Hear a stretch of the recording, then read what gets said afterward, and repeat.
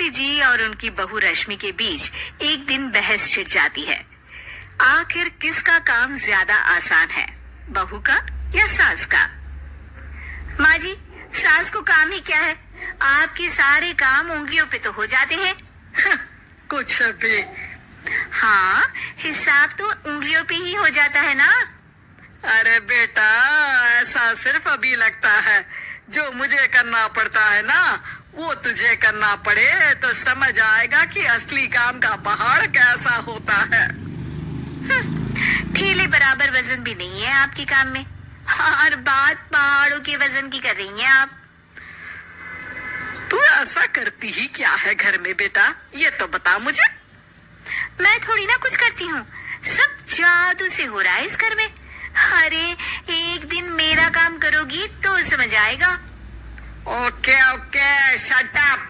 कल से मैं घर के काम करूंगी और तू मेरी जगह हर चीज का हिसाब रखना, ठीक है? ठीक है, ये भी कर लेते हैं। ये सास बहू की डील के बारे में रश्मि के पति अमन को नहीं पता था और न ही अमन के पिताजी सुरेश जी को।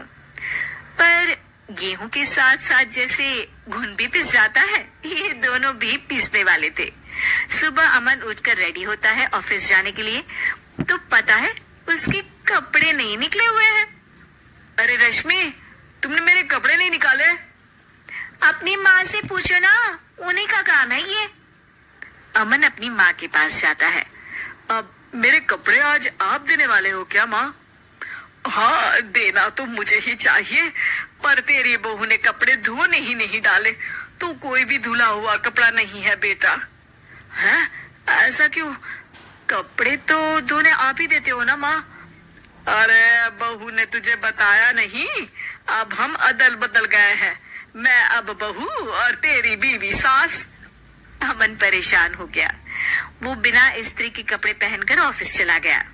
सरस्वती जी अपने घुटने के दर्द के कारण झुककर घर साफ नहीं कर पा रही थी और ना ही खाना बनाना याद रख पाई। उधर रश्मि पहले ही दिन घर की चाबी घुमा चुकी थी और 300 रुपए का हिसाब अलग नहीं मिल रहा था। पर दोनों का ही घमंड कैलाश पर्वत से भी बड़ा था और दोनों ही खेमे एक दूसरे की बात मानने को बिल्कुल तैयार नहीं थे। शाम को जब सुरेश जी और अमन खाना खाने बैठते हैं तो सरस्वती जी उनके सामने गाजर और पपीते लाकर रख देती हैं। अरे माँ, ये क्या है? ख्याली पुलाव के साथ सलाद। माँ जी खाना बनाना भूल गई लगता है। अरे एक एक चमन्नी का हिसाब है मेरे पास, खाना बनाना कैसे भूल जाऊंगी? ये तो मैंने पढ़ा था कि फल फ्रूट खाने से सेहत अच्छी रहती है, इसीलिए ये ले, एक फल खा ले। रात को सुरेश जी और अमन अपनी मीटिंग बिठाते हैं अकेले में। बाबूजी, इनकी लड़ाई के कारण ना हमें ठीक से खाना मिल रहा है, उल्टा करके सारे काम रुक गए हैं। हाँ बेटा, 2 भैंसों की लड़ाई में बेचारे खेत के पौधों का भी नुकसान हो रहा है।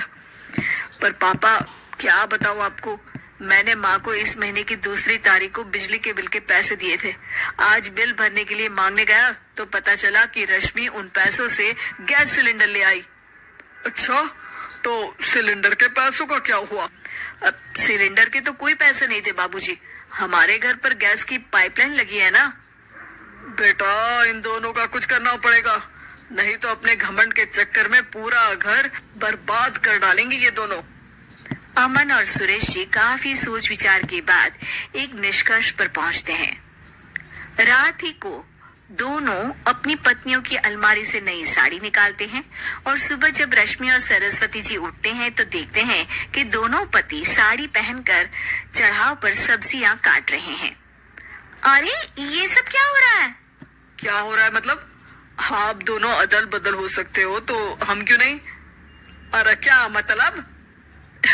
नहीं नहीं, मेरी भी बचपन से किसी की बहू बनने की इच्छा थी, तो आज से सरस्वती तुम बड़ी बहू, मैं मिडल बहू और अमन छोटी बहू।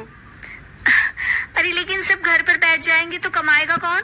ये घर कैसे चलेगा? अब वो तो भैया या बाकी लोग जाने, अब हमने भी अदल बदल कर ही लिया है तो कुछ नहीं हो सकता।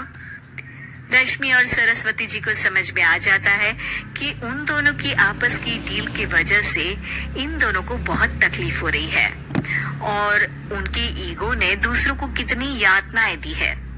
अब असल में माँ जी आप सही थी, सास बनना बहुत मुश्किल है। अरे हाँ बेटा, और तू भी, मुझसे तो नहीं हो पाया सब घर के काम, वापस बदल ले क्या? हाँ हाँ बिल्कुल माँ जी, और अब आप दोनों भी बदल लीजिए। कोई आ गया तो आप दोनों को देखकर क्या सोचेगा? अच्छा है, आप दोनों के समझ में ये बात तो आई। मैं फटाक से कपड़े बदल लेता हूँ। अरे रुक जा बेटा, एक फोटो ले लेती हूँ तेरी। मेरी बेटी होती तो तेरे जैसी ही दिखती साड़ी में। और मेरा फोटो नहीं लोगी?